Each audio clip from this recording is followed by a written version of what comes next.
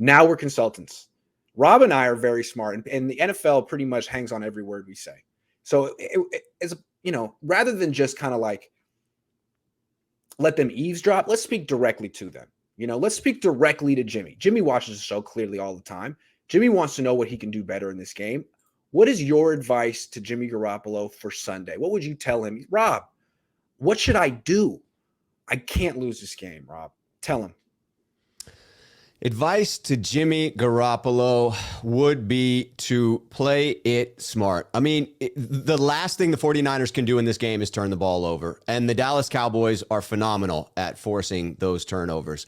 So for Jimmy, it has to be an intelligent game. He has to go into each snap and remind himself, much like he did on the sideline in overtime against the Los Angeles Rams. He reminded the team, hey, we're going for this win, but everybody needs to know that a tie advances us to the playoffs, right? It's about mindset going into that drive. For Jimmy Garoppolo, this game, he needs to be reminding himself each and every time he goes out on the field that a turnover could be the difference in this one. The 49ers should be relying upon their run game.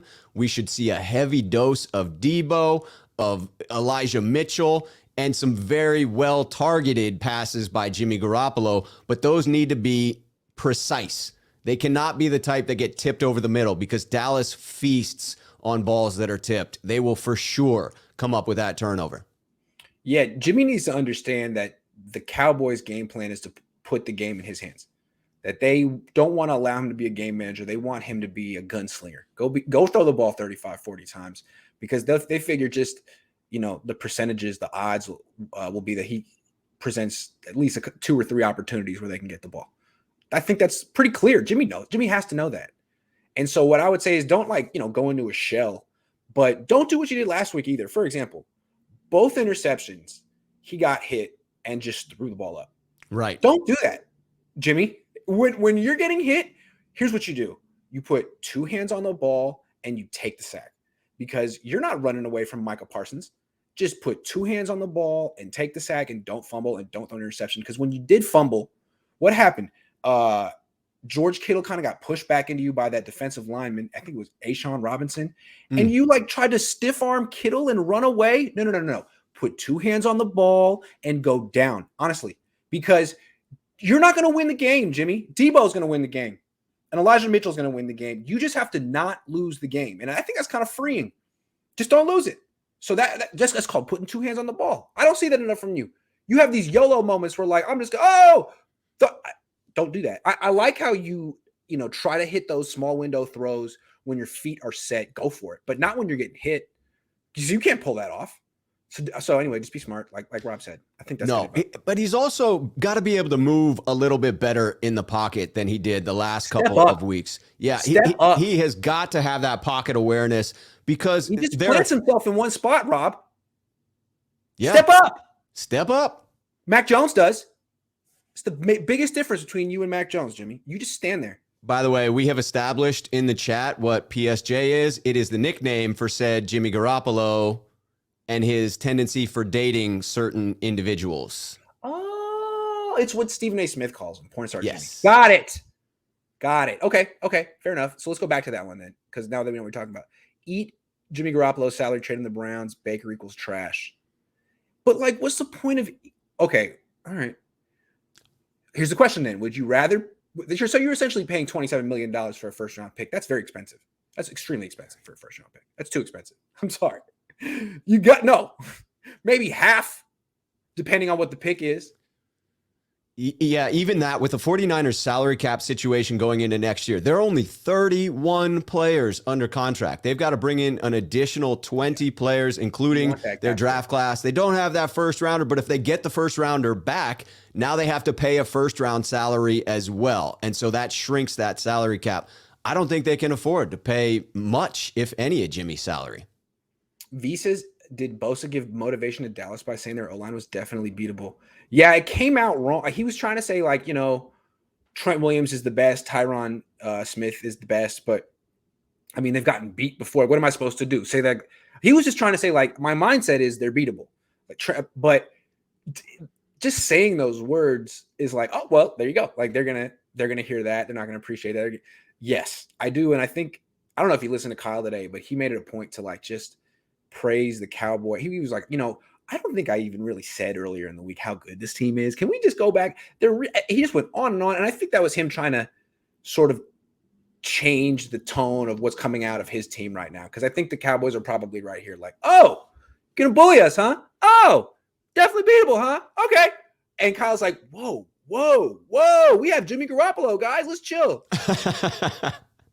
There were good comments from Mike McDaniel yesterday as well, with effusive praise of Dallas. I mean, he was laying it on thick. So I think that is a strategy from he and Kyle. Gabriel says, Grant, have you ever heard a head coach tell one of their players you're not ready? Pee-wee, high school pros. Never seen a team take a quarterback in 3 and not play him. Not even not play him, but basically say, you're not ready. Yeah. Now, I guess this is what the Chiefs did with Patrick Mahomes, but it's interesting. Yeah, but when you look back at history, you also have to take into account that how many of those teams selecting at 3 were there at 3 because they were a terrible team, right? The 49ers had to give up a fortune to move up to 3 because they weren't a terrible team, because they had a pick in the teens, right? And so that's a different situation. You're coming into a team that is a much more veteran team, is much more capable of winning now, as proven by the fact that the San Francisco 49ers are in the playoffs. Grant, what's your favorite Indian food dish? I'm going to throw a curveball here. I'm going to go with just Fijian Indian style food. It's my wife's family's food. I've never had it in a restaurant, but it's less soupy. It's more cooked down. It's way spicier. And I mean, their chicken curry is amazing. Their crab curry is amazing. So, I mean, all that stuff. My wife makes like a chicken, like a rice and chicken thing with that's spicy with the yogurt sauce. I love the yogurt, like the savory yogurt sauce. Yeah, because that cools the heat for you. Love that. Yeah, love that. Yeah. And I don't know if you ever gone to Vic's Chat in Berkeley. Is just everything there is really good. If you make it up to Portland, Bollywood Theater is the place to go. It's Indian street food. They have a couple of dishes. Paneer makhani is phenomenal, and the pork vindaloo is to die for. I forget what it's called, but the one at Vic's Chat, there's this big puff. It's like a thing. It's a huge puff thing. It's like that. That's what it's called. Nice. Anyway, Voice Ad Agency says, I think I've been the hardest on our OC, Mike McDaniel. Now that I hear he might go to the Dolphins, I am already sad going to miss his crazy interviews. He's very smart. I'm not sure he's going to be an effective head coach. The head coach is there to communicate like the vision to the team and uphold the standard. And I think really, the smart people are kind of the people right underneath the head coach. Like, you don't have to be, how analytical was John Madden? You know what I mean? He was like the guy who wrote Boom and stuff. I'm just saying, like, if he can't communicate and people don't take him seriously, it won't work. And I think that's been a problem with Belichick's disciples. He's had a lot of smart people go out around and fail, right? Like Matt Patricia. Anyway, I'm not saying this guy's going to fail. Yeah, Eric Mangini. His schematic acumen means he's a great coordinator. It doesn't necessarily mean he'll be a great head coach.